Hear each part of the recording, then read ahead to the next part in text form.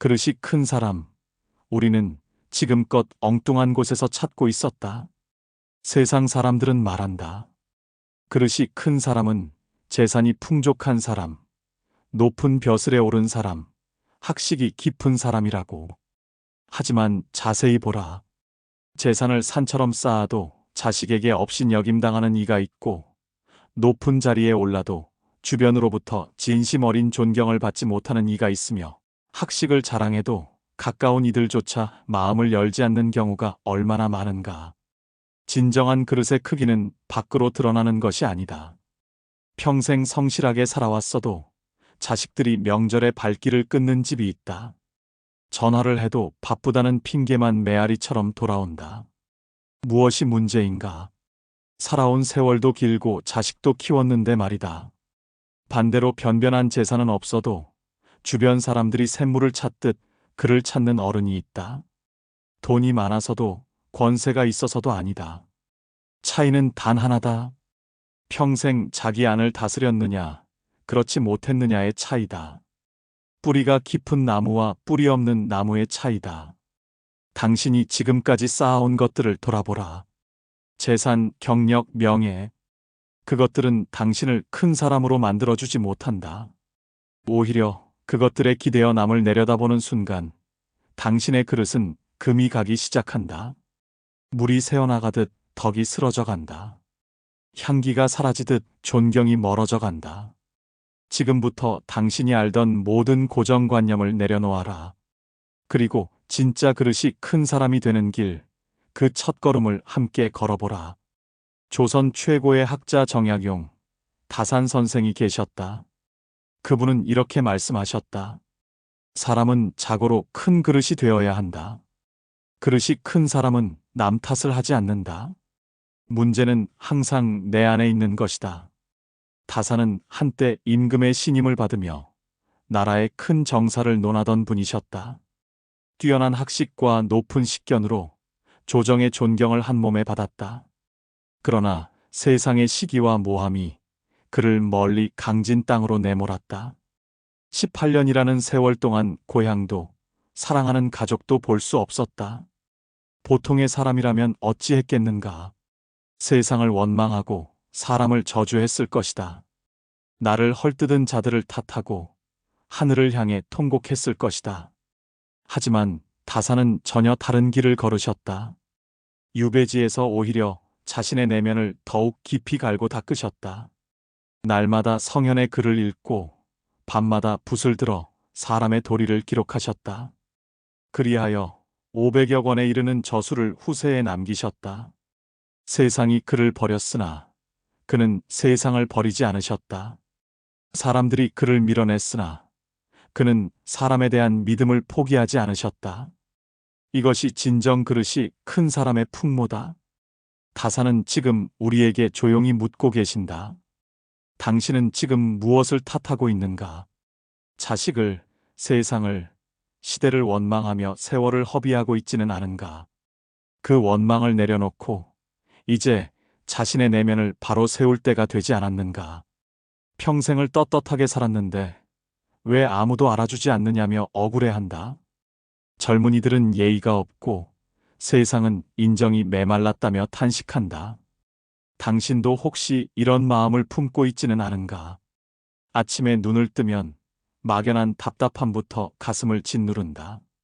자식에게 전화를 걸어도 대화는 겉도는 안부로 끝날 뿐이다. 오랜 벗을 만나도 옛날만큼 마음이 통하지 않는다. 서로 자기 이야기만 늘어놓고 상대의 말은 귀담아 듣지 않는다. 이웃과 마주쳐도 어색한 목례만 오갈 뿐이다. 이렇게 세월을 보내다 보면 마음 깊은 곳에 서운함이 침전된다. 고독이 뿌리내린다. 나는 이렇게 살지 않으려 했는데 어찌하다 이 지경에 이르렀나 싶다. 그리고 되낸다. 내가 무엇을 잘못했단 말인가? 나는 최선을 다했는데 왜 이런 대접을 받아야 하는가? 하지만 여기서 멈춰 서라. 다산의 가르침을 다시 새겨보라. 그릇이 큰 사람은 남 탓을 하지 않는다. 문제는 항상 내 안에 있다. 지금 당신이 느끼는 외로움, 서운함, 섭섭함, 그 근원을 남에게서 찾고 있다면 당신은 아직 그릇이 작은 사람이다. 세상을 탓하고 남을 원망하는 동안에는 아무것도 달라지지 않는다. 이제 시선을 돌릴 때다. 밖을 향하지 말고 안을 향하라. 남을 바꾸려 애쓰지 말고 나를 바로 세워라. 그렇다면 진정한 그릇이 큰 사람이란 무엇인가? 생각을 맑게 하라. 다사는 말씀하셨다. 생각을 맑게 하는데도 맑아지지 않으면 더욱 맑게 하라. 생각이란 샘물과 같다. 근원이 맑으면 흘러나가는 물도 맑고 근원이 흐리면 아무리 멀리 흘러가도 탁하다. 생각이 흐리면 판단이 흐려진다. 판단이 흐려지면 말과 행동이 어그러진다. 말과 행동이 어그러지면 사람이 멀어진다. 이것은 물이 흐르듯 자연스러운 이치다. 67세 최어르신의 아침을 보라. 눈을 뜨면 온갖 잡념이 먹구름처럼 마음을 뒤덮는다. 자식이 왜 연락이 뜸한가? 며느리가 나를 가볍게 여기는 것은 아닌가? 이웃이 나를 멀리하는 것 같다. 이런 의심과 추측이 독초처럼 번져나가 하루 종일 그를 사로잡는다. 그러다 보니 자식이 전화하면 말투가 서리처럼 차갑다. 왜 이제야 생각났느냐며 따진다. 며느리가 찾아오면 매의 눈으로 흠잡을 곳부터 찾는다. 음식이 맛이 없다. 옷차림이 단정하지 못하다며 가시 돋친 말을 내뱉는다. 이웃을 마주치면 괜히 비수 같은 말을 던진다. 그리고는 홀로 생각한다. 왜 사람들이 나를 피하는 것일까? 마치 거울에 비친 자신의 얼굴을 보지 못하는 것과 같다. 반대로 70세 이 어르신의 아침을 보라. 눈을 뜨면 먼저 마음을 고요한 호수처럼 가라앉힌다. 창밖 하늘을 바라보며 깊이 숨을 들이쉰다. 오늘도 눈을 뜨고 햇빛을 볼 수 있으니 감사한 일이로다. 오늘 만날 이들에게 봄날의 바람처럼 좋은 기운을 나눠야겠다고 다짐한다. 자식이 전화하면 따스한 봄볕 같은 목소리로 받는다. 잘 지내고 있다니 다행이구나. 며느리가 찾아오면 진심 어린 기쁨으로 맞는다. 먼 길 오느라 수고했다며 햇살 같은 미소로 맞이한다. 이웃을 만나면 먼저 환한 얼굴로 인사한다. 사람들은 마른 땅이 단비를 머금듯 자연스레 그에게 이끌린다. 차이는 무엇인가? 생각의 맑고 흐림이다. 물의 근원이 맑으냐 흐리냐의 차이다. 생각을 맑게 하려면 어떻게 해야 하는가? 첫째, 아침에 일어나면 마음을 고요한 연못처럼 가라앉혀라. 서두르지 말고 창밖을 바라보며 깊이 호흡하라. 부정적인 생각이 물거품처럼 피어오르면 그냥 흘려보내라. 붙들고 되씹지 마라. 둘째, 하루에 한 번은 홀로 있는 시간을 가져라. 산책을 하든 책을 읽든 그저 고요히 앉아있든 좋다. 마치 우물이 스스로를 정화하듯 자신의 내면을 맑게 하는 시간을 가져라. 셋째, 남에 대한 의심과 추측을 경계하라. 그것은 마음에 생긴 녹과 같아서 점점 부식시킨다. 자식이 연락이 뜸하다고 나를 잊은 것이 아니다. 이웃이 인사가 짧다고 나를 싫어하는 것이 아니다. 그것은 당신이 만들어낸 허상일 뿐이다. 생각이 맑아지면 세상이 달리 보인다. 마치 안개가 걷히면 산의 참모습이 드러나듯 같은 상황도 다르게 해석된다. 짜증스럽던 일이 그러려니 하게 된다. 서운했던 일이 이해가 된다. 다사는 말씀하셨다. 생각을 맑게 하되 맑아지지 않으면 더욱 맑게 하라. 이것이 큰 그릇이 되는 첫 번째 길이다. 용모를 단정히 하라. 다사는 말씀하셨다. 용모를 단정히 하는데도 단정해지지 않으면 더욱 단정히 하라. 용모란 겉모습만을 말하는 것이 아니다. 자세와 표정, 옷차림과 몸가짐을 아우르는 말이다. 나무의 뿌리가 튼튼하면 가지가 바로 서듯 사람의 내면은 용모로 드러나는 법이다. 65세 박 어르신을 보라. 집에서는 풀어진 옷을 입고 지낸다. 헐렁한 옷에 머리는 흐트러져 있다. 앉을 때는 늘어진 버들가지처럼 비스듬히 기대고 걸을 때는 뿌리 뽑힌 나무처럼 무게 없이 질질 끈다. 얼굴에는 흐린 날의 하늘처럼 늘 불만스러운 기색이 서려 있다. 그러다가 밖에 나갈 일이 생기면 허둥지둥 옷을 갈아입는다. 하지만 평소의 습관은 오랜 세월 쌓인 먼지처럼 하루아침에 털어낼 수 없다. 앉는 자세가 흐트러지고 표정이 얼어붙어 있다. 사람들은 그를 보며 마치 금간 그릇을 보듯 말할 수 없는 불편함을 느낀다. 반대로 68세 정 어르신을 보라. 아침에 일어나면 먼저 세수를 하고 옷을 단정히 입는다. 집에 홀로 있어도 소나무가 사철 푸르듯 흐트러지지 않는다. 앉을 때는 큰 산처럼 허리를 펴고 바르게 앉는다. 걸을 때는 묵직한 바위를 밀듯 천천히 무게를 실어 걷는다. 얼굴에는 가을 하늘처럼 맑고 온화한 기운이 감돈다. 사람들은 그를 보며 저절로 자세를 바로잡는다. 마치 스승 앞에 서듯 마음속으로 우러나는 존경이 생긴다. 차이는 무엇인가? 용모의 단정함이다. 그릇에 금이 가 있느냐, 온전하느냐의 차이다. 정약용은 이렇게도 말씀하셨다. 세상이 비스듬히 드러눕고 옆으로 삐딱하게 서고 아무렇게나 짓거리며 함부로 굴면서도 경건한 마음을 가질 수 있는 사람은 없다. 몸가짐이 흐트러지면 마음가짐도 흐트러진다. 마음가짐이 흐트러지면 말과 행동도 흐트러진다. 이것은 서로 맞물려 돌아가는 수레바퀴와 같다. 하나가 비틀어지면 모두가 비틀어진다. 용모를 단정히 하려면 어떻게 해야 하는가? 첫째, 집에 홀로 있어도 단정한 옷차림을 유지하라. 아무도 보지 않는다고 함부로 하지 마라. 대나무가 깊은 산 중에서도 곧게 자라듯 당신 자신이 당신을 보고 있지 않은가? 둘째, 앉고 서고 걷는 자세를 의식하라. 흐트러진 자세는 흐트러진 마음을 부른다. 큰 산처럼 허리를 펴고 바르게 앉아라. 묵직한 바위를 밀듯 천천히 무게를 실어 걸어라. 셋째, 표정을 살펴라.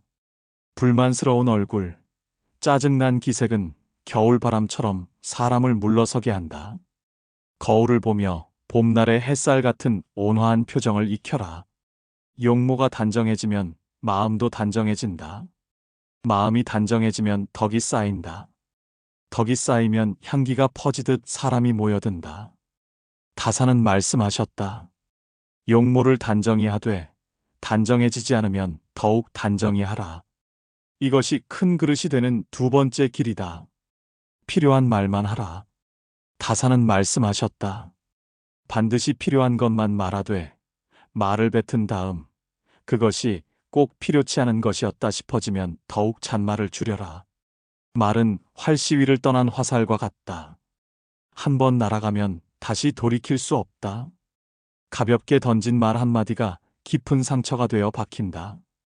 호랑이 입보다 사람 입이 더 무섭다는 말은 말 한마디로 사람의 마음을 죽일 수도 있음을 경계한 것이다.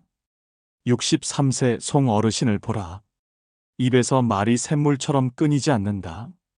자식 이야기, 손주 이야기에서 시작해 남의 집안일까지 쉬지 않고 늘어놓는다. 이웃 누구는 자식이 뜻대로 되지 않는다더라. 저 사람은 형편이 어렵다더라. 누구네의 며느리는 효도가 부족하다더라. 끝없이 쏟아지는 말들이 마을의 물결처럼 퍼져나간다.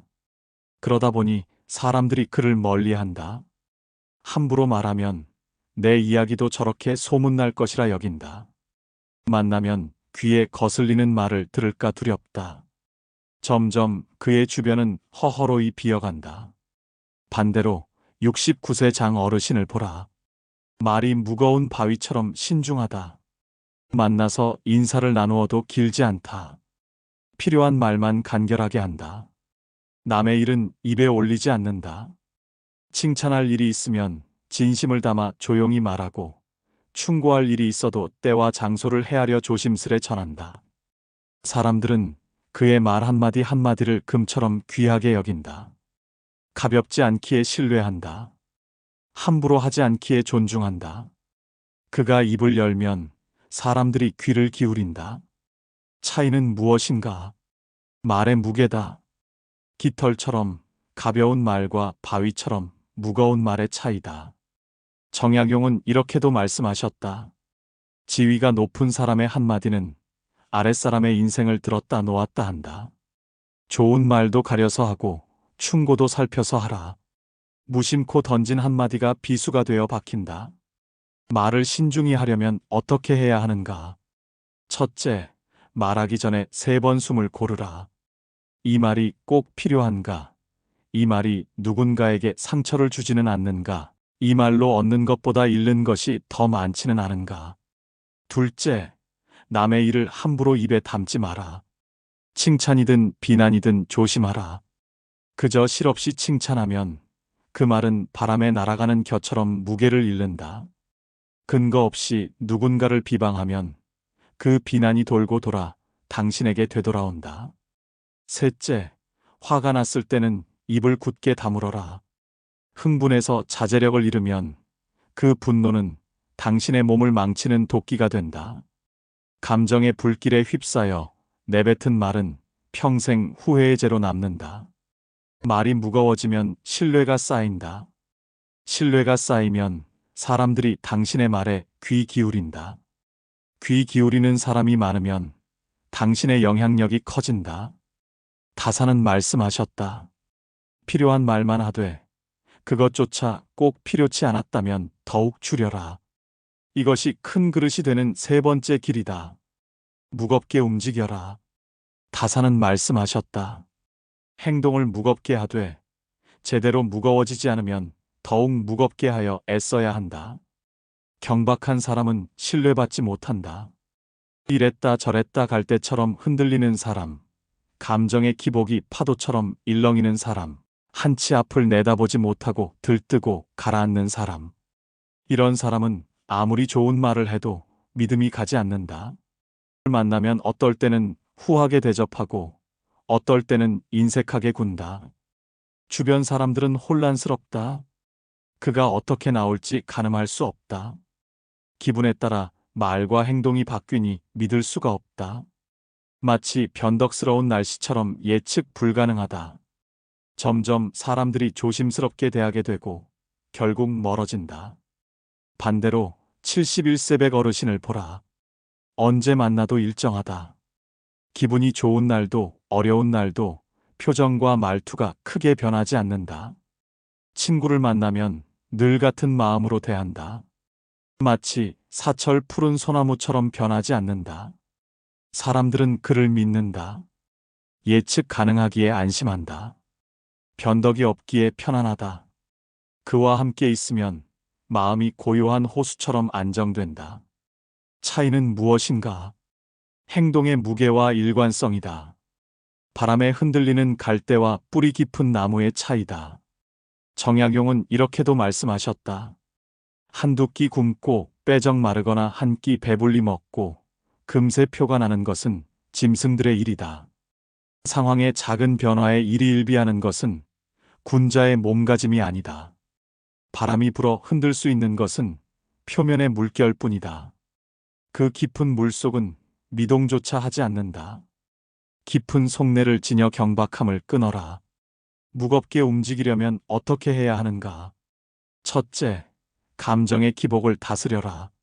좋은 일이 있어도 지나치게 기뻐하지 말고 어려운 일이 있어도 지나치게 낙담하지 마라. 세상을 다 얻은 양 날뛰지도 말고 세상이 다 끝난 듯 한숨 쉬지도 마라. 둘째, 말과 행동을 한결같이 유지하라. 어제 한 말과 오늘 하는 말이 다르면 신뢰를 잃는다. 기분에 따라 태도가 바뀌면 사람들이 혼란스러워한다. 늘 같은 마음으로 대하라. 셋째, 서두르지 마라. 급하게 결정하고 급하게 행동하면 실수가 생긴다. 천천히 생각하고 신중하게 움직여라. 묵직한 발걸음이 가벼운 발걸음보다 결국 더 멀리 간다. 행동이 무거워지면 신뢰가 생긴다. 신뢰가 생기면 사람들이 당신을 의지한다. 의지하는 사람이 많으면 당신의 존재가 든든한 기둥처럼 커진다. 다사는 말씀하셨다.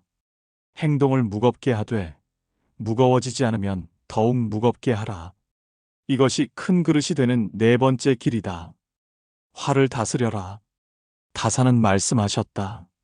사람은 누구나 감정의 폭발을 억누르기 어려울 때가 있다.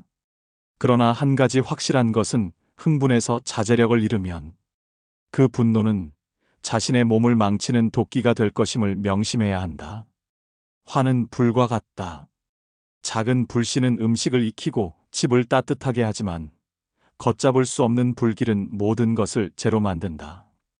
화도 마찬가지다. 잘 다스리면 삶의 동력이 되지만 제어하지 못하면 평생 쌓은 덕을 한순간에 무너뜨린다. 64세 강 어르신을 보라. 작은 일에도 쉽게 불같이 화를 낸다. 며느리가 음식을 늦게 차리면 천둥 같은 소리를 지른다. 손주가 시끄럽게 놀면 버럭 화를 낸다. 친구가 약속 시간에 조금 늦으면 얼굴을 붉힌다. TV 뉴스를 보다가도 화가 치밀어 거친 말을 내뱉는다. 화를 내고 나면 후회가 밀려온다. 왜 그랬을까? 하지만 다음에 또 같은 일이 반복된다. 며느리는 더 이상 찾아오지 않는다. 손주는 할아버지를 무서운 사람으로 여긴다. 친구들은 만남을 꺼린다. 그는 외롭다. 왜 사람들이 나를 멀리하는지 모른다. 반대로 68세 오 어르신을 보라. 화가 날 일이 생겨도 먼저 깊이 숨을 들이쉰다. 마치 파도가 일어도 깊은 바다는 평온하듯 며느리가 실수를 해도 잔잔한 목소리로 말한다. 괜찮다. 누구나 실수할 수 있다. 손주가 시끄러워도 따스한 미소로 바라본다. 아이가 원래 저렇지. 친구가 약속에 늦어도 여유롭게 기다린다. 무슨 일이 있었겠지. 사람들은 그와 함께 있으면 마음이 편안하다. 화를 내지 않으니 긴장할 필요가 없다. 실수해도 질책받지 않으니 마음이 놓인다. 자식들은 자주 찾아온다. 손주는 할아버지를 따른다. 친구들은 그와의 만남을 즐긴다. 차이는 무엇인가? 화를 다스리느냐, 그렇지 못하느냐의 차이다. 불을 제어하느냐, 불에 휩싸이느냐의 차이다. 화를 다스리려면 어떻게 해야 하는가? 첫째, 화가 치밀어 오르면 즉시 입을 다물어라. 그리고 깊게 3번 숨을 고르라. 화는 첫 5초만 견디면 가라앉기 시작한다. 마치 폭풍이 지나가길 기다리듯 그 5초를 버텨라. 둘째, 상대의 처지에서 생각하라. 며느리가 왜 음식을 늦게 차렸을까? 혹시 몸이 불편했을 수도 있다. 친구가 왜 늦었을까? 급한 일이 생겼을 수도 있다. 이해하려 하면 화가 눈 녹듯 누그러진다. 셋째, 화를 낸 후의 결과를 먼저 떠올려라. 지금 화를 내면 며느리가 상처받는다. 손주가 두려워한다. 친구가 멀어진다. 그것이 정말 원하는 것인가? 화를 다스리면 관계가 편안해진다. 관계가 편안해지면 사람들이 가까이 온다. 사람들이 가까이 오면 노년이 외롭지 않다. 욕심을 버려라. 다사는 말씀하셨다. 사람들은 재물을 크게 욕심내지만 재물보다 더욱 큰 것을 욕심내는 경우에는 재물을 버리고 취하지 않기도 한다. 작은 것을 취하려고 큰 것을 포기하지 말고 큰 뜻을 위해 작은 재물 정도는 내려놓아라. 욕심은 밑 빠진 독과 같다. 아무리 채워도 차지 않는다. 더 가지려 할수록 더 부족하다고 느낀다. 더 많이 가진 사람을 보면 초라함을 느낀다. 결국 가진 것에 감사하지 못하고 없는 것만 아쉬워한다. 62세 민 어르신을 보라. 평생 모은 재산이 적지 않다. 하지만 늘 부족하다고 느낀다. 자식들에게 재산 이야기를 입버릇처럼 한다. 내가 이만큼 모았다. 이것을 너희에게 물려줄 것이다. 하지만 조건이 있다. 내 말을 잘 들어야 한다. 자식들은 부담스럽다. 재산 때문에 간섭받고 싶지 않다. 재산을 미끼로 자식을 통제하려는 것 같아 불편하다. 만날 때마다 재산 이야기가 나오니 만남이 즐겁지 않다. 점점 발걸음이 뜸해진다.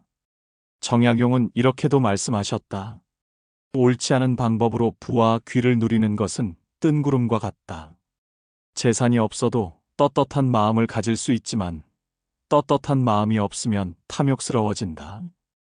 욕심을 버리려면 어떻게 해야 하는가? 첫째, 가진 것에 감사하라. 지금 가진 것만으로도 충분하다. 남과 비교하지 마라. 남이 더 많이 가졌다고 내가 불행한 것은 아니다. 둘째, 재산을 도구로 3대 목적으로 삼지 마라. 재산은 좋은 일을 하는 수단이다. 재산 자체가 목적이 되면 평생 재산의 종으로 산다. 셋째, 자식에게 재산으로 통제하려 하지 마라. 재산을 조건으로 효도를 강요하면 진심 어린 효도를 받지 못한다. 재산보다 마음을 주고받아라. 욕심을 버리면 마음이 깃털처럼 가벼워진다. 마음이 가벼워지면 관계가 편안해진다. 관계가 편안해지면 노년이 행복해진다. 배움을 게을리하지 마라. 다사는 말씀하셨다. 오직 독서의 한 가지 일이 위로는 옛 성현을 조차 함께 할 수 있게 하고 아래로는 백성을 깊이 깨우치게 하며 신명에 통달하게 하고 임금의 정사를 도울 수 있게 할 뿐 아니라 인간으로 하여금 짐승과 벌레의 무리를 벗어나 저 광대한 우주를 지탱하게 만든다. 배움은 샘물과 같다. 끊임없이 솟아나야 맑다. 멈추면 고이고 고이면 썩는다. 배움을 멈추면 생각이 굳어진다. 생각이 굳어지면 새로운 것을 받아들이지 못한다.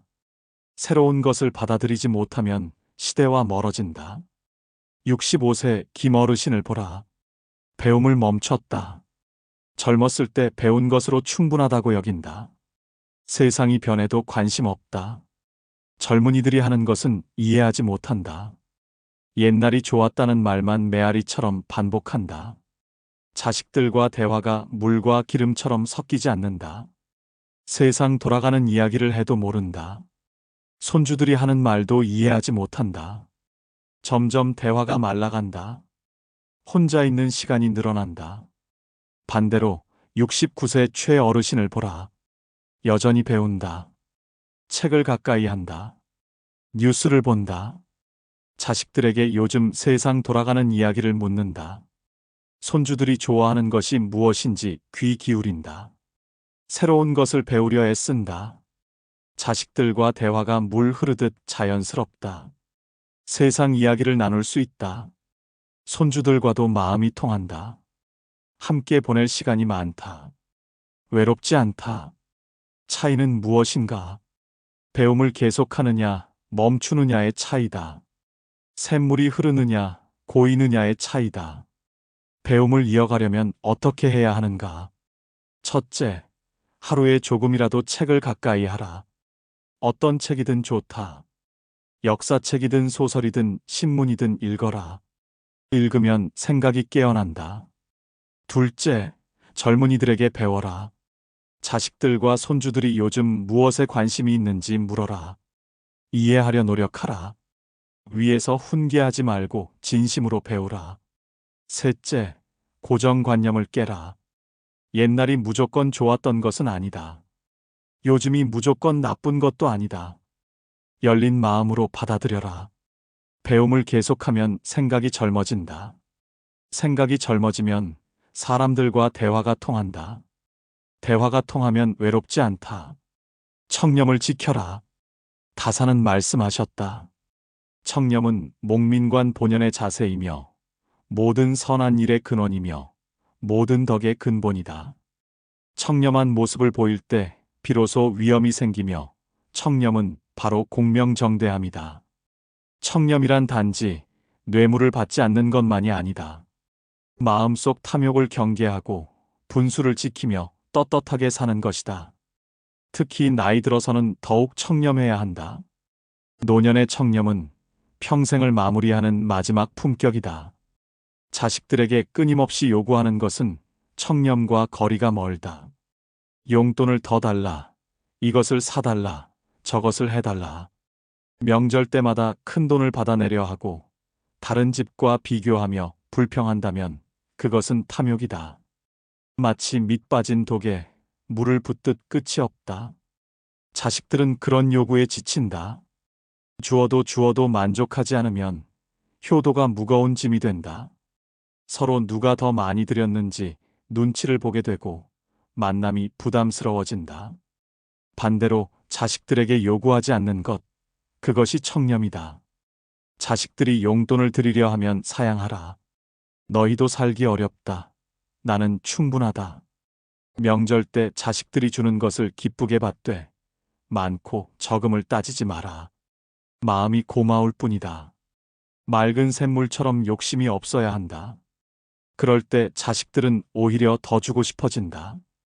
강요하지 않으니 자발적으로 하고 싶어진다. 부담이 아니라 기쁨으로 드린다. 효도가 의무가 아니라 사랑이 된다. 정약용은 이렇게도 말씀하셨다. 청렴한 자일지라도 자신의 청렴함을 과시해서도 안 된다. 청렴함은 과시의 수단이 아닌 그저 본분을 따름이다. 자신의 청렴함으로 남을 협박하거나 청렴하지 못한 자를 업신여겨서도 안 된다.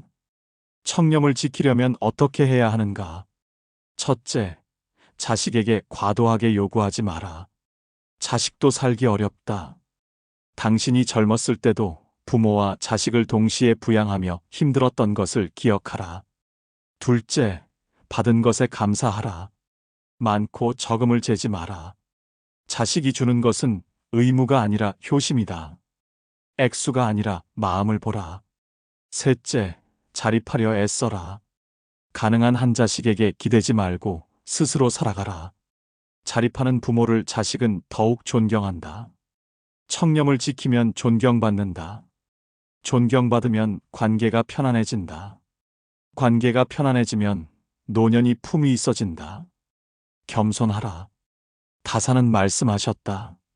겸손은 사람을 머물게 하고, 칭찬은 사람을 가깝게 하고, 넓음은 사람을 따르게 하고, 기품은 사람을 감동케 하는 법이다. 스스로 자랑하는 사람은 공이 없어지고, 스스로 뽐내는 사람은 오래가지 못한다. 나이가 들수록 겸손해야 한다. 살아온 세월이 길다고, 경험이 많다고 교만해지면 사람들이 물러선다. 특히 자식과 손주 앞에서 겸손해야 한다. 자랑과 훈계는 마음의 거리를 만든다. 만나는 사람마다 자랑하는 것을 경계하라. 내가 젊었을 때는 어땠다. 내가 어떻게 고생해서 집을 샀다. 내가 자식들을 어떻게 키웠다. 손주들에게도 훈계를 늘어놓는다. 요즘 젊은이들은 버릇이 없다. 옛날에는 안 그랬다. 마치 고장난 북처럼 같은 소리만 반복하면 사람들은 듣기 싫어한다. 같은 이야기를 몇 번이나 들으면 지친다.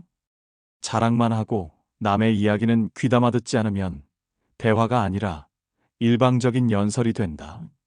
손주들은 만나면 잔소리만 쏟아지니 피하게 된다. 반대로 자랑하지 않는 것이 겸손이다. 자식들이 칭찬하면 겸손하게 받아라. 운이 좋았다. 주변의 도움이 컸다. 손주들에게는 훈계하지 말고 관심을 보여라. 요즘은 어떤 것이 유행하느냐?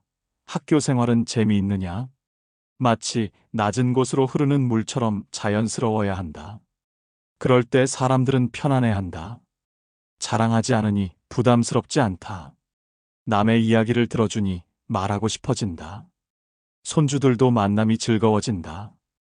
겸손하려면 어떻게 해야 하는가? 첫째, 자랑을 줄여라. 당신의 과거 이야기를 사람들은 여러 번 들었다. 특히 같은 이야기를 되풀이하지 마라. 둘째, 남의 이야기를 들어라. 말하는 것보다 듣는 것이 더 큰 덕이다. 자식의 이야기, 손주의 이야기에 귀 기울여라. 셋째, 젊은이들을 인정하라. 옛날이 좋았다는 말은 그만하라. 요즘도 좋은 점이 많다.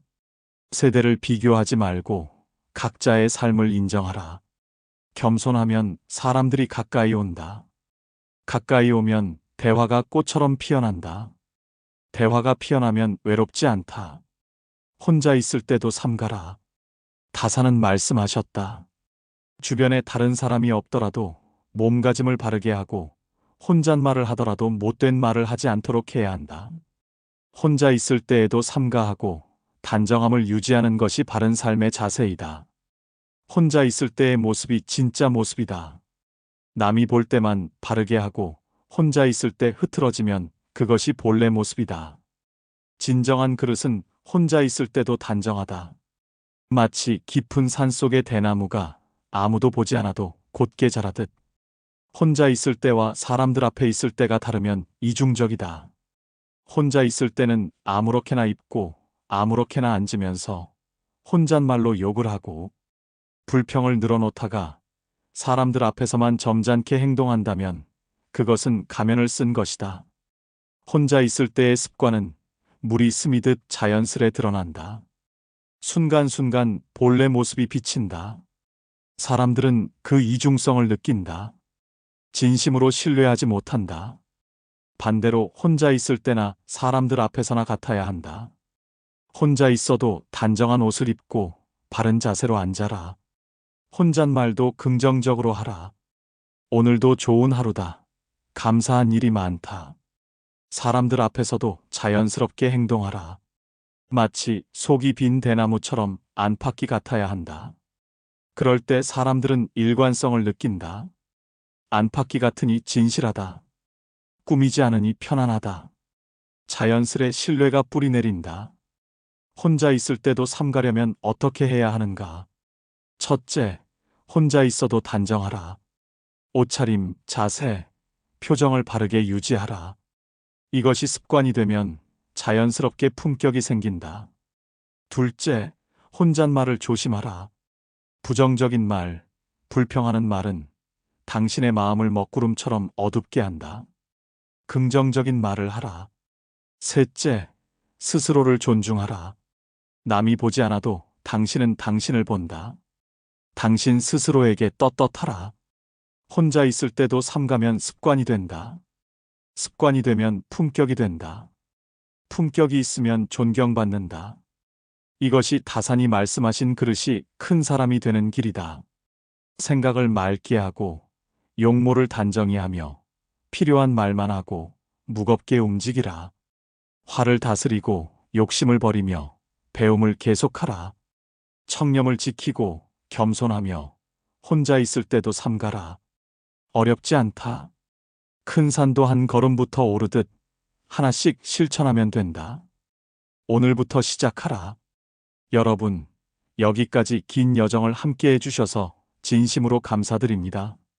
생각을 맑게 하고 몸가짐을 단정히 하며 말을 신중히 하고 행동을 무겁게 하는 것, 화를 다스리고 욕심을 버리며 끊임없이 배우는 것, 청렴을 지키고 겸손하며 혼자 있을 때도 삼가는 것입니다. 이 모든 것의 핵심은 단 하나입니다. 남을 바꾸려 하지 말고 나를 바꾸는 것입니다. 지난 세월을 살아오신 여러분께는 이미 그 지혜가 있습니다. 외롭다고 느끼실 때, 서운하다고 생각되실 때, 오늘 들으신 말씀을 떠올려 보십시오. 그리고 자신에게 물어보십시오. 내가 먼저 변화했는가? 내가 먼저 손을 내밀었는가? 여러분의 작은 변화가 가족을 바꾸고 이웃을 바꾸며 결국 세상을 바꿉니다. 그것이 진정 그릇이 큰 사람의 힘입니다. 마지막까지 소중한 시간을 내어 들어주신 모든 분들께 깊이 감사드립니다. 정약용의 인생 지혜에서는 계속해서 여러분의 일상에 작은 위안과 지혜가 될 수 있는 소중한 내용들을 정성껏 준비해서 전해드리겠습니다. 오늘 말씀이 도움이 되셨다면 구독, 좋아요 눌러주시고 많은 분들과 함께 나누어 주시면 감사하겠습니다. 그리고 듣고 계신 지역이나 장소를 알려주시면 반가운 마음으로 오랫동안 기억하겠습니다. 정약용의 지혜가 여러분의 일상 속에서 빛을 발하기를 바라며 여러분 오늘도 모두 평안한 하루 되시기 바랍니다.